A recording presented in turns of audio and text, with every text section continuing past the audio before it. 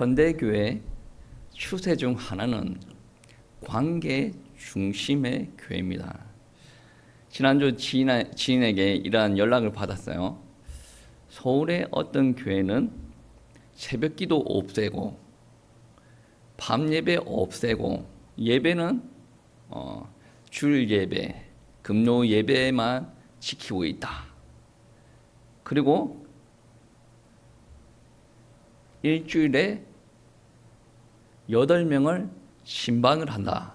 그런 이야기를 하더라고. 그 이야기를 듣고 성도도 편하겠고 목사는 더 편하겠고 막 이런 생각이 들었어요. 이게 고개가 끄덕끄덕 거려지는 게 뭐냐면 이게 트렌드라는 거예요.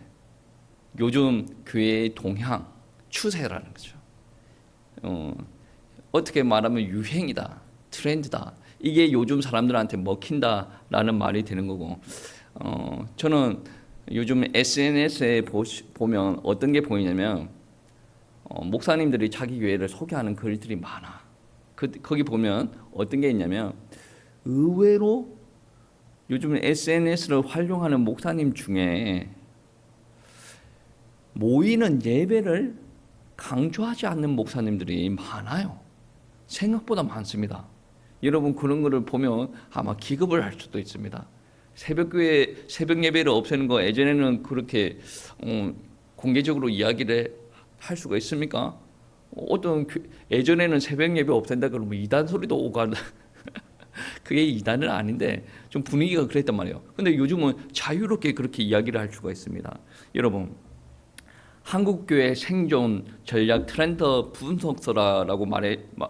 분석서라고 칭해지는 한국교회 트렌드 2024라는 책이 있어요. 이 책에서는 흐름을 읽는 교회가 살아난다. 한국교회는 살아남을 수 있을까? 라는 질문을 던지면서 한국교회가 살아남으려면 친밀한 관계가 유지되어야 된다 라고 이야기합니다. 왜냐하면 요즘 교인들은 내 자신에게 유익을 주는 교회를 갔다 오면 나한테 즐거움이 있는 교회를 선호합니다.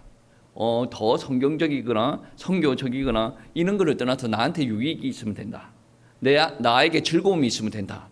그래서 한국교회가 살아남으려면 관계 중심이 되어야 된다. 제가 방금 이야기했던 것은 한국교회 트렌드 2024였죠. 근데 트렌드 2023에 보시면 어떤 내용이 있냐면 이거는 이단 책이 아닙니다. 그냥 한국교회 트렌드 동향을 분석하는 책이에요. 그 2023에서 보시면 어떤 내용이 있냐면 코로나로 인하여 많은 교회가 문을 닫고 교회 구성원들이 감소하였다. 그러나 이 코로나 기간에서도 두드러지게 부흥하는 교회가 있었는데 어떤 교회냐? 목장을 하는 교회. 목장은 무엇이냐면 어떻게 말하면 목장이 구역보다 관계가 더 끈끈한 거예요. 그리고 목자가 이제 목회자의 일을 하는 거죠. 관계가 더 끈끈합니다. 그러니까 2023이랑 2024를 합쳐버리면 어떤 이야기가 나오냐면 오늘날 한국교회가 생존하려면 관계 중심의 교회가 되어야 된다라고 요약을 할 수가 있겠죠. 근데 우리 교회가 관계를 잘하는 교회인가? 라는 질문을 해보면 목사부터 우리 성도님들이 관계 맺는데 매끄럽지는 못해요.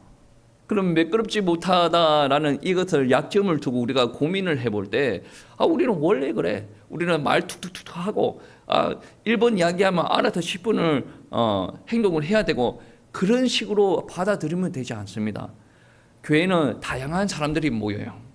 초등학교만 다닌 사람들이 있고 대학원을 다니는 사람이 있고 박사 과정을 마친 사람이 있어요. 영적으로도 이제 막 교회에 온 사람이 있고 기도의 응답을 이제 막 받아가는 사람도 있고 영성이 깊은 사람이 있어요.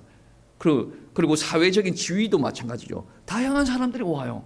근데 내가 이때까지 사용했던 말을 이렇게 톡톡톡 뱉고 다니면 나와 똑같이 사는 사람들은 이해를 할지 모르겠는데 다양한 사람들이 교회 안에서 정착하기가 쉽지 않아요. 그래서 우리한테는 대인관계할 때 필요한 그 무엇을 우리는 자기 개발을 통해서 보충해 나가야 돼.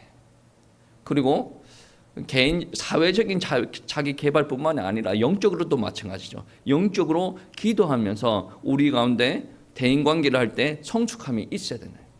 여러분 성경책에도 대인 관계에 관련해서 성숙함을 많이 이야기를 합니다.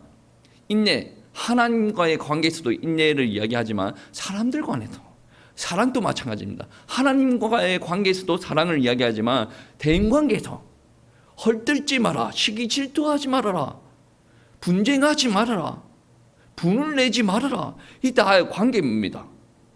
관계에서 우리가 서툴다 그런다면 이거는 하나님 앞에 엄청나게 기도를 하고 회복되어야 될 부분입니다. 하나님께서 처음에 인간을 창조하셨을 때 그런 부분들이 나지 않았거든요. 죄가 들어오면서 이런 부분이 이게 도드라지기 시작했습니다. 우리 가운데 회복해야 될 부분들이 많은데 교회를 위해서 관계를 맺는, 관계를 지속시키고 관계를 발전시키는 이런 부분들도 개발이 되어져야 된다라는 말씀입니다. 분명합니다. 이거는 교회를 위해서는 반드시 우리가 이루어내야 될 과업입니다. 근데 이러한 분석들 중에 좀 아쉬운 점이 있어요. 성도 간의 관계를 강조하는 글을 보면, 그리고 글뿐만이 아니라 사람들, 목사님들을 보면 어떤 성향이 있냐면 모이는 예배를 조금 강조하지 않아요. 이거는 강조하지 않아도 된다라고 생각하는 사람들도 있는 것 같아요. 여러분, 성도들 간의 관계를 강조하면서 하나님 앞에 예배드리는 공예배를 가볍게 생각하는 것은 정말로 이거는 쉽게 생각할 문제가 아닙니다. 이거는 무겁게 생각해야 될 과제란 말입니다. 여러분, 성경에서는 예배의 중요성을 항상 강조하고 있습니다. 오늘 말씀 시편인데 시편 84편 10절 말씀에 보시면 이런 말씀이 있어요. 주의 궁정에서의 한 날이 다른 곳의 첫날보다 나은즉 악인의 장막에 사는 것보다 내 하나님의 성전 문지기로 있는 것이 좋사오니. 이는 무엇입니까? 성전이 좋다. 왜 성전이 좋을까요? 하나님을 아는 사람들은 이해가 가는 말이죠. 그리고 시편 100편 2절 말씀에 보시면 이런 말씀이 있습니다. 기쁨으로 여호와를 섬기며 노래하면서 그의 앞에 나아갈지어다 라고 얘기해요. 성전에서 드리는 예배를 사모하면서 먼 길을 여행한 순례자의 모습을 한번 상상을 한번 해보십시오.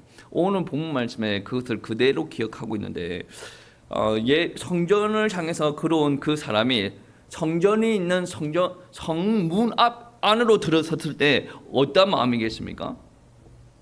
야, 드디어 내가 성전이 있는 성전 문 안으로 들어섰구나. 할렐루야. 그게 정상적인 예배자의 모습 아니겠습니까? 그리고 예루살렘아, 너는 잘 짜여진 성읍 이루구나 라고 이야기하면서 기쁨으로 하나님 앞에 찬양을 할 겁니다. 이게 예배자의 모습이다라는 거죠.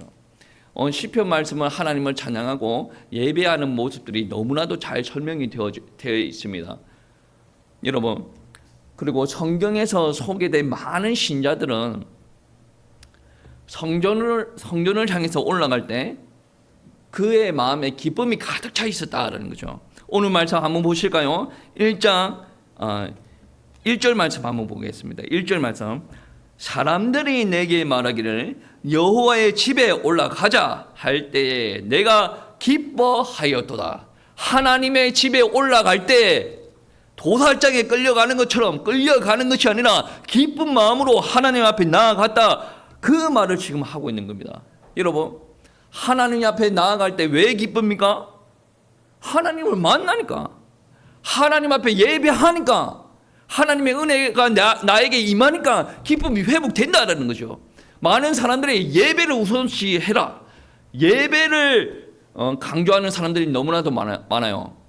물론 예배를 강조하는 많은 이유가 있겠죠. 근데 오늘 본문 말씀에 1절에서 이야기하는 것은 무엇입니까? 기뻐한다는 거예요. 예배 드리는 것을 기뻐한다. 여러분, 예배 안 드리고 놀러 가는 사람들 왜 놀러 가겠습니까? 예배 드리는 것보다 놀러 가는 게 더 기쁘니까 놀러 가겠죠. 예배 드리는 것보다 내가 돈 버는 게 더 기쁘다. 왜 그렇게 했습니까? 예배보다 돈 버는 게 더 기쁘니까. 근데 오늘 말씀은 어떻게 이야기합니까? 예배가 기쁘다라고 이야기하지 않습니까? 그래서 예배를 기뻐한다라는 말은 모든 삶의 영역에서 내가 예배를 우선순위에 둔다라는 말씀입니다. 여러분은 혹시나 예배에 기쁨이 없습니까? 그래도 주일 성수에 대해서 마음을 담으시기 바랍니다. 그리고 매일 하나님 앞에 예배 드리세요. 상황이 어렵다라고 한다면 하나님께서 주일에 나한테 주신 말씀을 묵상을 하고 기도하십시오. 그래야 여러분 안에 기쁨이 넘칩니다. 내가 좀 사는 것이 편안한데 뭐 이 정도면 됐지. 그런 기쁨이 아니에요. 하나님께서 주시는 기쁨이 넘친다는 거죠. 내가 예배 드릴 때 나의 감정의 상태, 나의 경제적인 여건, 나의 삶의 상황들이 그렇게 중요하지 않습니다. 내가 좋은 기분, 좋은 상황에 있다라고 해서 하나님 앞에 예배드리고, 그렇지 못한 상황이라고 해서 하나님 앞에 예배드리지 않는 게 아니고 무조건 예배드려야 됩니다. 예배드리면 내가 감정이 좋지 않아요. 여러분 감정을 무시한다라는 개념이 아니라, 여러분 감정이 안 좋을 때 코미디 프로를 보면 여러분 감정이 회복되는 게 아닙니다. 감정이 안 좋을 때 예배를 드려야 감정이 올라가요. 경제적인 여건이 좋지 않을 때 예배를 드려야 올라간단 말이에요. 내 주변의 상황이 좋지 않을 때 예배를 드려야 올라간다는 거예요. 이게 경험이 안 되어져 있으니 목사가 이런 말을 한다. 목사니까 그런 말을 하지. 그런 말을 듣는 목사는 어떤 생각을 하겠습니까? 이때까지 믿음 생활을 헛했구나. 정말 예배 드릴 때 나에게 기쁨이 회복되는 것을 한 번도 경험하지 못했구나. 예배 드릴 때 경제가 회복되는 것을 한 번도 경험하지 못했구나. 예배 헛되렸구나. 예배의 능력이 드러나야 되지 않겠습니까? 멍하게 드는데 무슨 능력이 드러나겠습니까? 여러분, 정말 예배는 하나님 앞에 드리는 겁니다. 하나님께서 역사하는 시간입니다. 이런 말이 있죠. 기뻐서 웃지만 웃으면 기쁨이 온다라는 말이 있죠. 예배가 그렇습니다. 예배하면 기쁨이 생긴다라는 말씀이죠.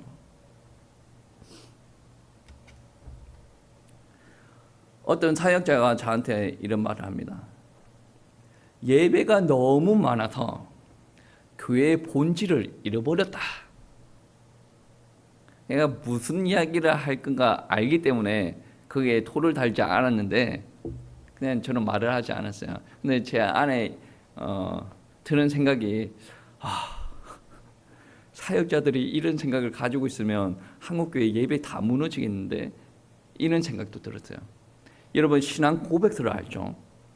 여러분 장로교가 주변에 있기 때문에 장로교의 신앙 고백서도 많이 접했을 거고, 우리 침례교회도 신앙 고백서가 있거든요. 침례교 신앙 고백서 교리문답 제1번이 무엇이냐면, 사람이 제일 되는 목적이 무엇인가? 사람의 제일 되는 목적이 무엇인가? 그에 대한 답이 무엇인지 아십니까? 그 목적은 하나님을 영원히 즐거워하는 것과 그를 영원히 영화롭게 하는 것. 그게 제1의 목적이에요. 그리고 장로교에서 많이 사용하는 웨스트민스터 신앙 고백서를 보시면 거기도 교리문답이 있죠. 1번 질문이 무엇이냐면, 1번이라는 것은 그만큼 중요하다는 말이거든요. 인간의 최고의 목적은 무엇입니까? 인간의 최고의 목적은 하나님을 영화롭게 하고 영원토록 하나님을 즐거워하는 것입니다. 무슨 말이에요? 예배하는 것. 최고의 목적이 예배하는 것입니다. 예배하는 것으로 말미암아 회복이 돼요. 아무리 많이 교제를 한다라고 하더라도 예배가 실패되면 인간의 교제에 지나지 않습니다. 머물러 있단 말이에요. 예배가 회복되어야 되네. 예배가 회복되면 내가 그게 좋으니까 하나님을 찾아가는 그 발걸음이 기쁨이 있다. 나를 보는 하나님은 어떤 감정이 있겠습니까? 하나님께서도 기뻐하신다라는 말씀이죠. 예배에는 많은 일들이 일어납니다. 우리 감정이 회복이 된다라는 말씀이죠. 감정만 회복되겠습니까? 감사도 회복됩니다. 오늘 말씀 4절 말씀에 보시면 그런 말씀이 있습니다. 지파들 곧 여호와의 지파들이 여호와의 이름에 감사하려고 성전에 올라갔다라고 이야기합니다. 하나님께 감사할 것이 있기 때문에 올라가기도 하지만 하나님께 예배 드리다가 감사하는 것이 회복되기도 합니다.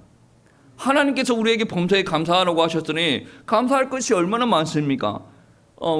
우리가 감사 제목들을 못 찾아서 그렇지 감사할 게 늘렸다라는 말이에요. 범사에 감사하라는 말도 안 되는 성경 구절을 우리에게 전달하지 않습니다. 근데 우리가 귀가 다치고 눈이 다치고 입이 다쳤으니 모두 다 뭐예요? 불만거리, 불평거리, 안 되는 거. 우리 교회는 안 돼. 여러분 가정은 안 돼. 내 직장은 안 돼. 다 안 되는 것 뿐이에요. 왜? 눈과 귀가 다쳤으니 하나님께서 여러분에게 은혜 주시는데 그 은혜의 통로가 닫혔어요. 교회에 와서 앉아 있더라도 은혜의 통로가 닫혀 있으니까 아무리 예배 드려도 나는 변하지 않는 겁니다. 차라리 안 믿는 사람처럼 지금 늘부러져 치고 있는 게 더 좋을 수도 있죠. 극단적인 표현이지만 그렇다라는 거죠. 원래 예배를 사모하는 경건한 성도는 어떻습니까? 일주일 동안 예배를 준비합니다. 일주일 동안 내가 준비를 못했다라고 한다면 최소한 금요일만큼은 준비를 해야 돼요. 금요일에 이번 주 주일에는 무슨 옷을 입고 갈까? 내가 주일에 계속 자는 습관이 있어. 그러면 금요일부터 내 수면 관리, 컨디션 관리를 해야 되겠죠. 그래야 예배를 잘 드리지 않겠습니까? 예배 드릴 때 분을 내어서 이렇게 예배 드리면 되겠습니까? 안 되죠. 그러니까 가정에서 혹시 싸울 일이 있거든 그 싸울 일을 만들지 않으려고 최대한 피해 가려고 그런 준비도 해야 됩니다. 제가 아는 목사님은 수원에 계신 목사님인데 토요일 밤은 교회에서 잡니다.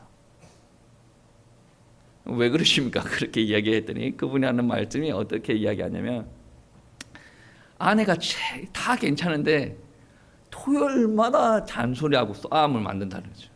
아마 제 개인적인 생각은 그럴 수도 있다. 왜 그러냐면 사모님들이 스트레스를 엄청 많이 받아요.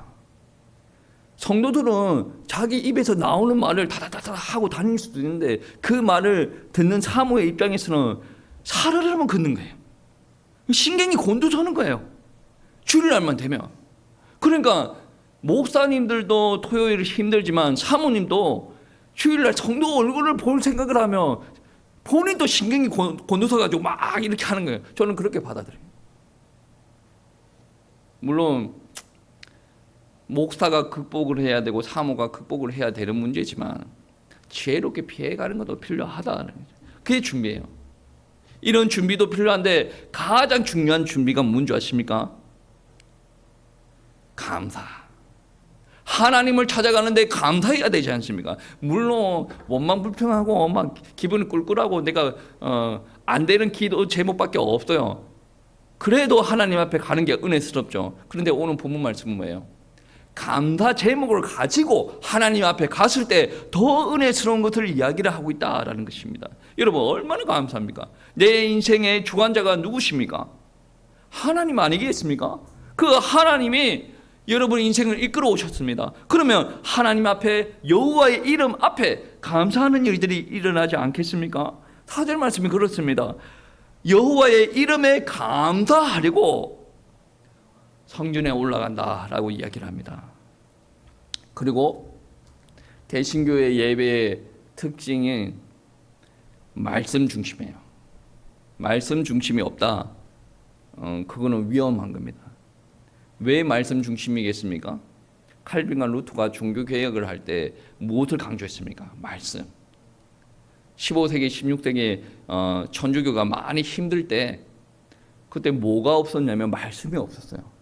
말씀이 없었으니까 교황이 시키는 대로, 성직자들이 시키는 대로 갔단 말입니다. 루터랑 칼빈이 종교개혁할 때 말씀 우선 이거를 강조했단 말이에요. 그걸로 말미암아 우리 개신교가 났는데, 개신교는 여전히 말씀 중심입니다.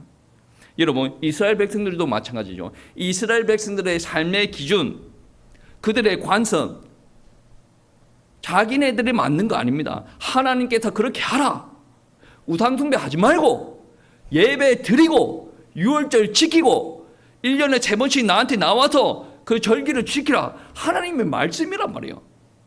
그 하나님의 말씀이 자기들의 관습이 되고 자기들의 신앙의 기준이 되었단 말이에요. 여러분, 하나님의 말씀이 여러분의 삶의 기준이 됩니까?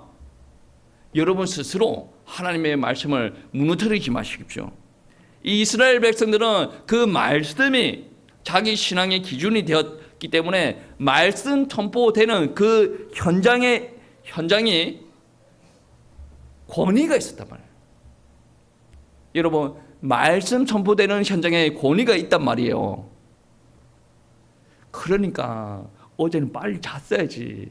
설교 시작한 지 얼마 되지도 않았는데 그렇게 자고 있으면 제 톤이 계속 올라갑니다. 제발 좀 깨라고. 예배 시간에 은혜 못 받으면 회복이 안 됩니다. 청중들은 어떻게 해야 됩니까? 말씀 선포되는 그 자리가 권위가 있기 때문에, 목사한테 권위가 있다기보다는 설교자 입에서 나오는 그 말씀이 권위가 있기 때문에 그 권위의 말씀에 순종하고 나아간다는 것이 있습니다. 왜? 종이니까. 그러면 하나님의 말씀을 전하는 사자는 어떻게 해야 됩니까? 이 말씀이 너무나도 귀하기 때문에 기도하면서 말씀을 해석하고 정리해서 어떻게 우리 성도님들한테 잘 적용시킬지 준비를 해야 되는 거 아니겠습니까? 청중도 마찬가지고 설교자도 마찬가지고 다 준비해서 들어야 된단 말입니다. 백성들은 선포되는 하나님의 말씀을 듣고 순복하는 일들이 일어나야 돼. 그래야 삶이 회복됩니다. 이러한 경건한 성도들에게 주어지는 모습이 있습니다. 무엇이냐면 평안, 형통이에요. 오늘 말씀 6절, 7절 크게 한번 합독하시겠습니다. 예루살렘을 위하여 평안을 구하라. 예루살렘을 사랑하는 자는 형통하리로다. 내 성 안에 있는 내 궁중에는 형통함이 있을지어다. 아멘. 여러분, 형통이라는 것은 무엇이냐면 여러분 부자로 산다 이런 말이 아니에요. 내가 기도하는데, 내가 계획하는데 잘 된다 이런 말이 아닙니다. 형통은 어떤 말이냐면 가는 길이 안전하다, 막히지 않고 열린다, 헤매지 않고 확실하다, 과업을 성공적으로 완수한다, 이 개념이 형통이에요. 그러니까 우리 요셉이 보디발 집에 끌려갔습니다. 그때 하나님께서 형통했다라고 표현하죠. 왜 형통합니까? 하나님의 계획은 명확하거든요. 요셉이 애굽의 총리가 되어야 됩니다. 그러면 애굽의 총리가 되면 어떻게 하여야 총리가 됩니까? 일단 애굽으로 내려와야 되지 않습니까? 방법은 하나님께서 선택하시는 거고. 근데 나는 우리 아버지와 헤어지기 싫어요. 평생 우리 아버지와 손잡고 그렇게 살랍니다. 그거는 형통이 아니죠. 나는 편할지 모르겠지만 그거는 형통이 아닙니다. 하나님께서 나를 들었으려면 때에 따라서는 우리 가정에서 나 혼자 떨어뜨릴 수도 있고 우리 부모님과 떨어뜨려 나가서 내 혼자 사역할 수도 있는 거 아니겠습니까? 하나님의 뜻이 그래요. 내가 편한 대로 사는 게 형통이 아니고 하나님의 뜻이 이루어지는 과정 중에 하나님의 뜻을 왜곡 없이 확실하게 이루어진다. 그게 형통이다. 출애굽했는데 홍해가 있습니다. 그게 형통이라고 할 수가 있습니까? 절대적으로 형통하죠. 왜냐하면 나중에 알고 보니까 그게 가나안 땅에 들어갈 때 엄청나게 도움이 되더라. 하나님의 영광을 드러내더라. 여러분 형통하기를 바라십니까? 예배 드리십시오. 예배를 잘 드리십시오. 대충 드리지 마시고 잘 드려야 됩니다. 정말 예배 잘 드려야 됩니다. 가정생활에 회복이 있기를 원합니까? 가정 예배를 드리세요. 직장 생활에 회복이 있기를 원합니까? 직장에서 예배 드리세요. 상황이 안 될 경우가 있죠. 그때 말씀 묵상하고 기도하시면 됩니다. 자녀에게 해줄 가장 큰 선물은 무엇인 줄 아십니까? 예배를 가르치는 겁니다. 여러분 유산 얼마 정도 있습니까? 한 몇십억 몇백억 있습니까? 그거 있으면 뭐예요? 자기 자녀들이 하나님 제대로 못 믿고 막 세상적으로 나가서 타락하고 있는데 걔네들은 통장에 돈이 없는 게 맞아요. 돈을 안 줘야 돼. 돈을 주면 맨날 술 먹고 막 도둑질하고 여자 만나고 남자 만나고 다니는 이런 곳에 사용하는 애들은 돈을 안 줘야 돼요. 돈을 안 줘야 돼. 여러분 정말 자녀가 축복받기를 원하십니까? 예배를 가르치세요. 내가 먼저 예배에 승리해야 되고 우리 자녀들한테 예배를 가르쳐야 된다. 주일 예배에 승리하면 한 주가 빵빵합니다. 근데 주일 예배에 실패하지 않습니까? 한 주가 척박해요. 가정 예배도 마찬가지고 직장 예배도 마찬가지다는 거죠. 여러분 축복 받으시길 바랍니다. 예배는 하나님을 위해서 드리는 예배입니다. 그런데 우리한테도 엄청난 긍정적인 효과가 있다는 거죠. 말씀하고 있지 않습니까? 말씀이 하나님 앞에 갈 때 기뻐하였다. 감사가 넘쳤다. 하나님 말씀이 우리에게 기준이 되었다. 여러분 어떻게 살지 기준을 잘 모르지 않습니까? 그러니까 눈 뜨고 밥 먹고 직장 갔다 자고 눈 뜨고 밥 먹고 직장 갔다 이 얼마나 무료한 삶입니까? 어떻게 살지 모르니까 기준을 명확하게 정해주는데 주일날 오전 말씀 오후 말씀 어떻게 살아야 될지 기준을 명확하게 정해주는데 일주일 동안 기준 없이 살아가요. 난 그게 참으로 답답해. 하나님은 더 답답하겠지. 저는 몇 년 목회를 안 했으니까 그렇겠지만 하나님은 이렇게 말 안 듣는 사람들을 얼마나 많이 받겠어요. 기준이 명확합니다. 그렇게 살아야 여러분한테 형통이 있어요. 평안이 있단 말이에요. 왜 나한테 이런 일이 생깁니까? 예배 회복하세요. 이거는 거짓말이 아니고 하나님께서 역사하시는 것을 분명히 성경에서 기록하고 있단 말이에요. 그리고 예배는 개인적인 성격도 있어요. 개인적인 성격은 무엇이냐면 내 개인이 하나님 앞에 이렇게 예배 드릴 수가 있다. 교회에서 다 같이 예배 드리지만 내 개인이 하나님으로부터 은혜를 받는다. 개인적인 성격이 있어요. 근데 공동체적 성격이 있단 말이에요. 혼자 예배 드리지만 다 같이 예배 드리는 공예배가 엄청나게 중요하다.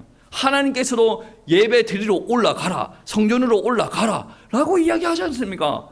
너 혼자만 올라오라는 말이 아니에요. 다 같이 예배 드리면 다 같이 은혜 받겠죠. 함께 은혜 받고 함께 즐거워하고 옆에 있는 지체가 짐이 있어요. 짐도 서로 같이 나눠지고 서로 같이 중보기도 하고 함께 믿음의 고백을 하고 다 같이 예배드리고 기도하면서 또 기뻐하고 찬양하고 그리고 예배를 통해서 격려하는 모습이 있어야 되지 않겠습니까? 예배를 통해서 세워나가는 모습이 있어야 됩니다. 여러분 축복하세요. 오늘 말씀 보시면 어떤 말씀이 있습니까? 8절 말씀에 보시면 내가 내 형제와 친구를 위하여 네 가운데에 평안이 있을지어다 라고 말을 한다는 거죠. 여러분 지체들한테 이야기하십시오. 옆에 있는 지체들한테 이야기 한번 해보십시오. 평안이 있을지어다. 이야기하라니까. 평안이 있을지어다. 축복합니다. 복된 사람이 되십시오. 격려도 하십시오. 이제 반 넘었습니다. 조금만 버티면 됩니다. 자지 마십시오. 격려하십시오. 잘 버텼습니다. 조금만 버티면 됩니다. 내가 설교 시간에 이런 이야기 하는 게 참 나도 민망한데 여러분 준비하시는 거예요. 예배를 준비하셔야 됩니다. 예전에 장로님 그렇게 이야기하지 않습니까? 자기가 장로 되기 전에 그렇게 잤답니다. 이 병이겠죠, 그런 닭병. 그러니까 그거를 극복하려고 토요일 날도 일찍 자고 막 그렇게 했다지 않습니까? 그런 노력이 보여야 됩니다. 제가 어저께 설교 준비 다 마치고 거실로 나가지고 운동을 했습니다. 왜 하루 종일 운동을 못 했거든요. 그래가지고 제가 막 끼고 막 애들 뭐 플라스틱 시소가 있어요. 그 시소도 들었다 놨다 막 그랬어요. 그러니까 우리 사모님 하는 말이, 목사님 프로 정신이 있어야지 토요일 날은 운동하면 그 밤늦게 운동하면 안 돼요. 빨리 주무세요. 막 그런 이야기. 자기는 뭐 옷 다리고 뭐 한다고 그렇게 있더라고. 그래서 목사만 프로 정신이 있어야 되는 것이 아니라 성도도 프로 정신이 있어야 됩니다. 여러분은 반만 하나님의 자녀입니까? 여러분 100% 하나님 자녀 아니에요. 정말로 뭔가 결과물을 내려면 프로 정신이 있어야 돼요. 하나님 앞에 진정으로 예배드리는데 내 가운데 회복이 있으려면 정말로 하나님 앞에 어떻게 하면 내가 예배를 잘 드릴까, 이런 생각이 있어야 되지 않겠습니까? 여러분 정말로 이 예배를 통해서 나도 회복되어지고 옆에 있는 지체도 회복하고 우리 자녀들, 우리 이웃들 다 회복할 수 있도록 내가 먼저 세워져야 된다라는 것입니다. 우리가 참 많이 이야기하는 것 중에 하나가 예배자에게 복이 있다. 오늘 말씀도 그렇게 이야기합니다. 9절 말씀입니다. 여호와 우리 하나님의 집을 위하여 내가 너를 위하여 복을 구하리로다. 복을 구하리로다. 복은 누가 구합니까? 사람이 구하는데 주시는 분은 또 누구십니까? 사람이 구한다고 해서 내려오는 게 아니라 하나님께서 부어주셔야 된다. 어떻게 말하면 복을 구하는 게 당연한 특권입니다. 그런데 복 받기 위해서 예배 드리는 것은 아니다. 예배 드리면 복이 옵니다. 근데 복 받기 위해서 예배 드리는 것은 아니다. 여러분 로마 시대에 지하에 숨어서 예배 드리는 그리스도인들이 있었습니다. 그때는 그 성도님들이 각자의 현장에서 흩어졌다가 모였어요. 근데 누가 없어졌어요. 옥경군이 어디 갔어? 옥형제 어디 갔습니까? 이번 주에 사자한테 물려서 죽었습니다. 김상은이도 없어졌네? 김상은 자매는 어디 갔습니까? 김상은이는 화형을 당했습니다. 왜 사자한테 죽고 화형당하는 줄 아시죠? 그러면서 울면서 기도하고 끌어안고 그러면서 이제 한 주 동안 잘 보내십시오, 평안하십시오 라고 인사하고 헤어집니다. 그리고 다시 모이겠죠. 뭐 아무 문제 없으면 하나님께서 또 붙들어 지켜주셨구나 막 그렇게 하시고, 또 누군가 또 없어지면 또 안타까워서 또 눈물로 기도하는 일들이 벌어지죠. 그렇다고 해서 여기 모였던 사람들이 사자한테 물려 죽기 싫어가지고 모여서 예배 드리지 않은 경우가 없습니다. 오늘날은 어때요? 예배 안 드리는 이유들이 다양하죠. 그 다양한 이유를 정리해서 오더라도 사자한테 물려 죽는 것보다 약합니다. 그 말은 무슨 말이에요? 우리의 믿음이 진짜인지 아닌지 검토 한번 해봐야 된다는 거죠. 우리는 믿습니다. 우리는 믿어요. 그 믿음 때문에 우리에게 복이 옵니다. 여러분, 복이라는 것은 하나님이 보시기에 선하고 아름답다는 말이에요. 창세기에 하나님께서 인간을 창조하시고 나서 하시는 말씀이 있어요. 하나님이 보시기에 좋았더라, 심히 좋았더라 라고 이야기를 합니다. 이게 복이에요. 여러분, 이게 복이란 말이에요. 여기 복이라는 단어가 없죠. 근데 원어 안에서는 복이라는 구약 성경을 이 안에다가 집어넣어놨단 말이에요. 하나님께서 보시기에 심히 좋았더라. 우리가 예배 드릴 때에 하나님께서 보시기에 심히 좋았더라라가 회복된다는, 심히 좋았다라는 것이 회복되면 우리가 죄가 없을 때 하나님께서 우리를 바라보시는 그 하나님께서 심히 좋았다라는 것이 회복되는 거예요. 심히 좋았을 때는 어떤 일들이 일어났습니까? 정복하고 다스리는, 땅에 충만하는 일들이 벌어졌지 않습니까? 하나님 돈 많게 해주세요. 하나님 우리 아이 잘 되게 해주세요. 하나님 직장 잘 되게 해주세요. 이거는 어떻게 말하면 해도 되는 기도일 수도 있고 안 해도 되는 기도일 수도 있어요. 제일 중요한 게 무엇인지 아십니까? 여러분, 다른 기도 안 하더라도, 자식을 위한 기도 안 하더라도 예배만 똑바로 드리면 자식 똑바로 서요. 제가 강하게 이야기하는 것일 수도 있는데 예배 안 드리고 자식을 위해서 1년 동안 40일 금식기도 3-4번 하는 것보다 예배 똑바로 드리고 40일 금식기도 안 하는 게 더 자식 똑바로 씁니다. 이야기했지 않습니까? 예배 드릴 때 하나님께서 보시기에 힘이 좋았더라라고 회복되는, 육신적인 것도 회복되었다라는 말씀입니다. 그렇기 때문에 우리가 성전에 올라가는 것을 게을리하지 마시고 내가 적극적으로 성전에 올라가시고 다른 사람들한테도 전파를 해야 됩니다. 1절 말씀 보시면 이런 말씀이 있지 않습니까? 122편 1절 말씀 보시면 여호와의 집에 올라가자. 이 말은 나 혼자 올라갔다 올게 그 말은 아니지 않습니까? 다 같이 올라가자. 여러분 여기 주변에 업장에 보면 그런 게 있어요. 휴일은 쉽니다. 나 혼자 갔다 올게 나쁜 말은 아니에요. 근데 다 같이 가시다, 이게 훌륭한 말이에요. 주변에 서울에 그런 게 있었대요. 휴일은 쉽니다 말고 우리는 오늘 하나님께 예배 드리려고 합니다. 뭐 다 같이 예배 드리러 갔으면 좋겠습니다. 그런 글이 붙었대요. 얼마나 좋습니까? 주일은 쉽니다. 불신자들이 바라볼 때 어떻게 바라보겠습니까? 교회 다니구나. 그 이상 그 이하도 아니에요. 근데 내가 예배 드리려고 하니 너무 좋습니다. 당신들도 다 같이 가십시다. 이게 전도예요. 전도를 할 때 결심만, 회심만 시키는 게 전도가 아니라 반드시 따라오는 게 무엇입니까? 교회 같이 가자. 예배 같이 드리자. 여러분, 이거를 보면 요즘에 가난한 성도들을 함부로 이야기하긴 그런데, 자기는 믿는데 교회는 안 나가는 성도 있지 않습니까? 이 사람들도 회복해야 돼요. 입으로는 또 믿는데 나는 교회 안 가. 막 그런 사람들 많아요.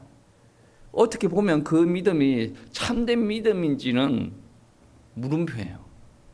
왜 그러냐면 성경책에 보시면 성전에 올라가는 것이 기쁘고 감사하고 하나님의 형통과 감사가 있고 하나님께서 보시기에 복을 주시기 때문에 심히 좋았더라라는 것이 있는데, 어찌 믿는 사람들이 하나님을 향해서 성전으로 올라가지 않을 거라는 생각을 합니까? 올라가야 되는 거 아니겠습니까? 안타까운 게 믿는데 교회는 안 간다라는 사람들은 경험을 못해서 예배 드릴 때에 정말로 하나님께서 주시는 축복을 경험하지 못했다.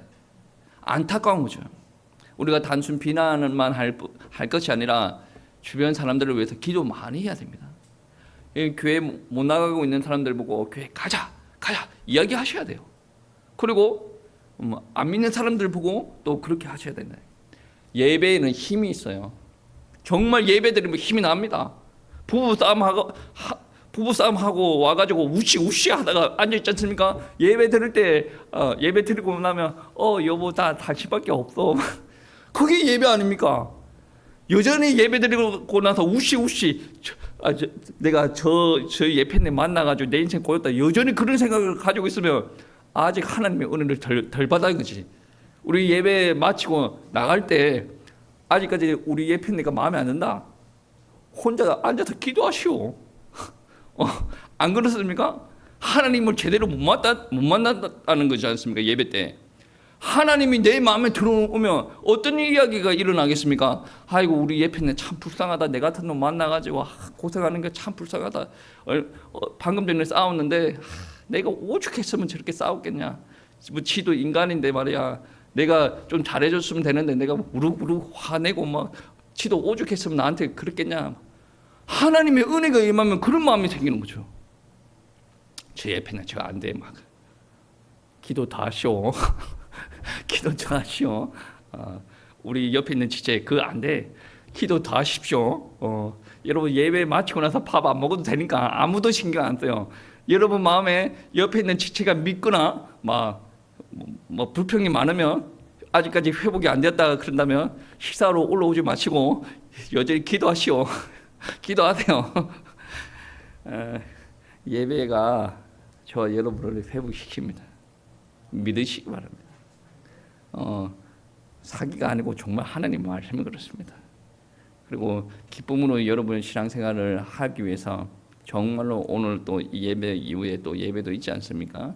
예배 회복하십시오. 이 예배들이 회복이 되어야 여러분 일주일 동안 행복합니다. 감사가 넘치고 기쁨이 넘칩니다. 한 주 동안 잘 사십시오. 복 가운데 사십시오.